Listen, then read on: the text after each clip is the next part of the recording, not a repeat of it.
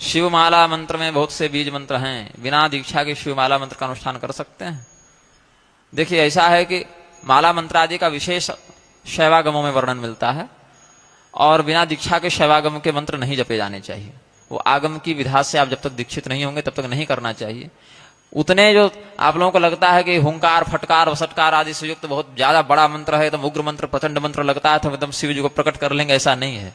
शिवाय नमः, शिवाय नमः, नमः शिवाय या शिव शिव इतना भी करते हुए अगर आप भगवान के प्रति तल्लीनता पूर्वक निष्ठा रखेंगे, उसी से सर्वस्व की प्राप्ति है। विधि पूर्वक उच्चारण किया गया एक अक्षर भी व्यक्ति को सब कुछ दे सकता है, और अविधि पूर्वक बोला गया पूरा का पूरा वेद संहिता पाठ भी आपको विपरीत फल प्रदान कर देता है। स्वर्गोपराधात, स्वर के अपराध से। मलेच्छ देश में नहीं जाना चाहिए, किंतु जो ब्राह्मण पीढ़ियों से श्रीलंका, बांग्लादेश, पाकिस्तान, म्यांमार, भूटान आदि मलेच्छ बहुतायत देशों में रह रहे हैं, तो उनको क्या दोष लगेगा या नहीं लगेगा? इसमें श्रुति है, न जन्मयान नान्थमयात की जो बृहदारण्यकोपनिषद की श्रुति है वही इसमें प्रमाण है। म्लेच्छ देशों से तात्पर्य दो देशों का है। एक तो जिनको शास्त्र में म्लेच्छ देश ही कह दिया गया, उनका नाम ही उस रूप से है, ऐसे देशों में न रहे। दूसरा, जो देश म्लेच्छ बाहुल्य से युक्त तो हैं, किंतु उसमें अपने व्यवहार को निभाने भर चातुर्वर्ण व्यवस्था परंपरा से भी विद्यमान है, तो जो चातुर्वर्ण व्यवस्था से बिल्कुल रहित हो गए देश, वहां तो नहीं है जाना। लेकिन जो भारतवर्ष की शास्त्रीय सीमा में भी आते हैं, जैसे भूटान हो गया, बांग्लादेश हो गया, पाकिस्तान, नेपाल, ये सब क्षेत्र भारतवर्ष की शास्त्रीय सीमा में आने वाले ऐसे देश जहां पर कुछ प्रांतों में वर्णाश्रम की स्थिति अभी है, बिल्कुल समाप्त नहीं हुआ है सनातन धर्म का व्यक्त स्वरूप, वहां दोष नहीं है, वहां जा सकते हैं। किंतु वहां जाने पर भी म्लेच्छ संसर्ग से बचना चाहिए। उतना तो आप भारत में भी रहेंगे तो भी म्लेच्छ संसर्ग से आपको बचना ही चाहिए। हाँ, समुद्र पार गमन पूर्वक म्लेच्छ देश में तो संसर्ग जाना, वहां गमन करना बिल्कुल निषेध है।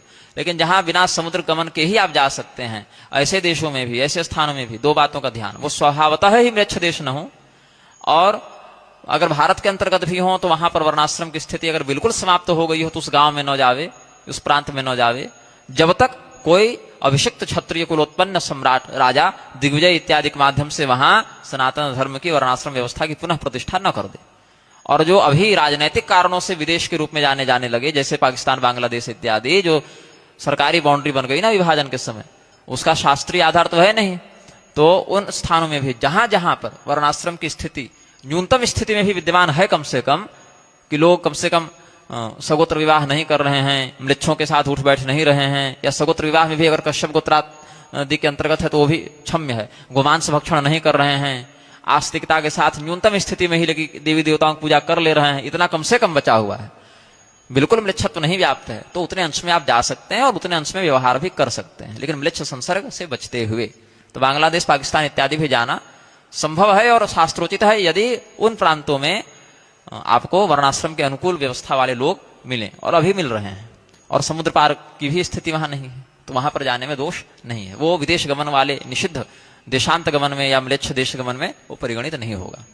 एक राघव राम जी हैं, ये कहते हैं कि मन बहुत भटकता है। ये तो भैया सबकी समस्या है। अर्जुन ने भी 6ठे अध्याय में यही प्रश्न किया कि चंचलम ही मनः कृष्ण प्रमाथि बलवदृढ़म्, कलयुग के प्रभाव में फंसा हूं, ये भी सबकी समस्या है। राम जी को इष्ट मानता हूं, चलिए अच्छी बात है, ब्राह्मण हूं, कुछ स्तोत्र या किसी का स्तोत्र इन्होंने गलत लिखा है, स्रोत लिखा है, स्त्रोत गलत वर्तनी, खैर का या किसी का उपदेश दे दीजिए, आपकी बात मानेंगे, पालन करेंगे, कृपा कीजिए महाराज, कृपा कीजिए। कृपा इत्यादि तो हम लोग नहीं कर सकते हैं भाई, उतना सामर्थ्य नहीं है, भगवान कृपा करें आपका, ऐसा हम मंगल का अनुशासन व्यक्त करते हैं। और इस प्रकार से माइक पर तो कुछ उपदेश मंत्रात्मक होता नहीं है, लेकिन जिनका उपदेश सर्वसुलभ है, ऐसे श्री राम जय राम जय जय राम इत्यादि श्री राम परक मंत्रों का आप कर सकते हैं। ब्राह्मण है तो हम आशा करते हैं कि यज्ञ पवित्र आदि से युक्त होंगे विधि पूर्वक, तो श्री राम रक्षा स्तोत्र इत्यादि का पाठ कर सकते हैं। श्री राम जी के जो पूर्वाचार्य कृत स्तुतियां हैं, शंकराचार्य जी ने भी बहुत कुछ लिखा है, वाल्मीकि जी की स्तुतियां हैं, अगस्त जी की हुई स्तुतियां हैं, गोस्वामी जी ने तो पूरा राम जी के ऊपर इतना कुछ लिख दिया है कि हम लोग का जीवन बीत जाए और हम लोग पूरा भाव न समझ पाए। उनका आप स्वाध्याय करें, रामचरितमानस का अध्ययन करें। श्री रामचरितमानस में भी कुछ ऐसी स्तुतियों का आप पकड़ लें जिनका रोज पाठ कर सकते हैं, भय प्रकट कृपाला इत्यादि है, या जय राम रमा रमणम समनम, जय सगुण निर्गुण रूप रूप अनूप भूप शिरोमणे, ये सब जो स्तुतियां हैं, मनु शत्रुपा ने जो स्तुति की है वो सब। तो इस प्रकार से सरल भाषा में और उत्तम भाव से युक्त होकर भगवान का चिंतन करें, इससे अधिक तो कुछ उपदेश देना व्यवहार्य नहीं है। शतनाम सहस्रनाम इत्यादि भी पढ़ सकते हैं।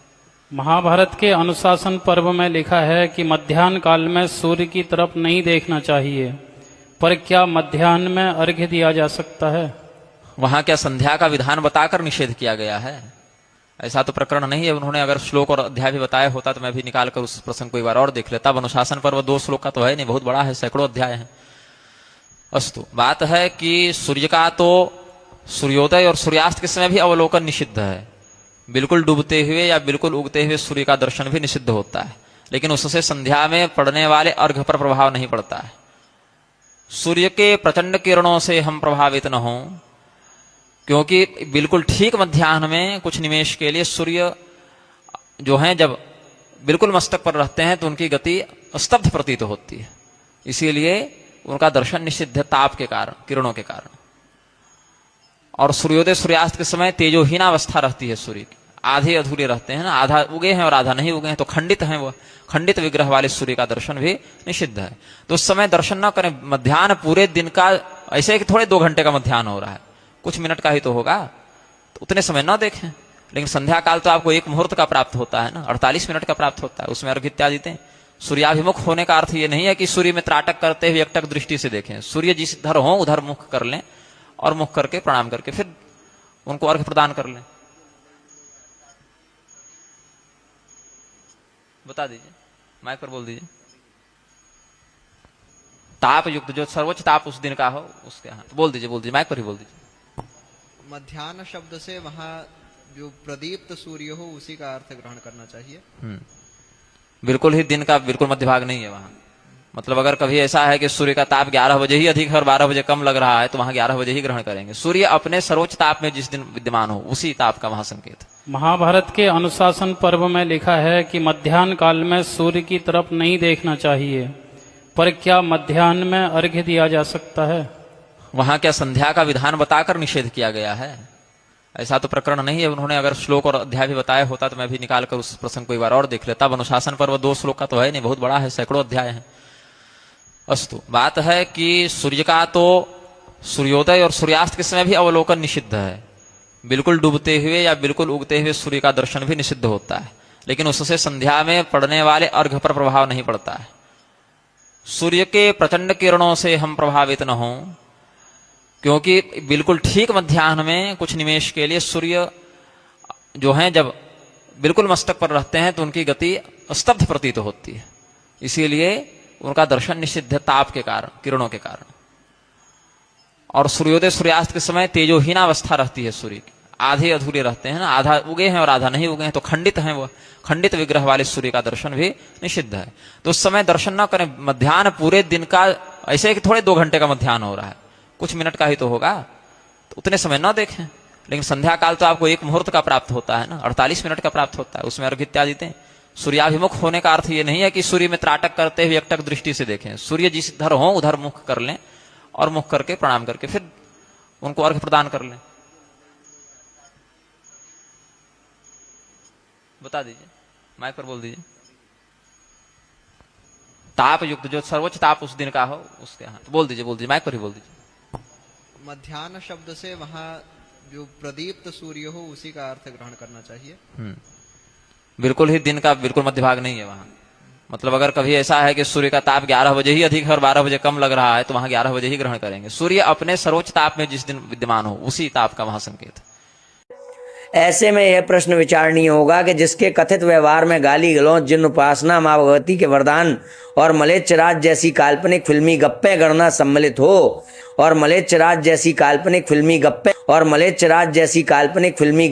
जैसा कोई पता है क्या?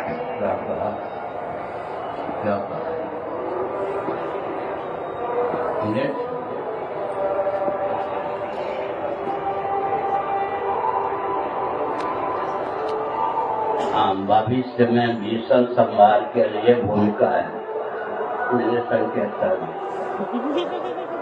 भविष्य में भीषण संहार की ये सब भूमिका है। ये सब प्रजापति के द्वारा भेजे गए हैं। भीषण संहार के लिए बालक बनाने में इनका हाथ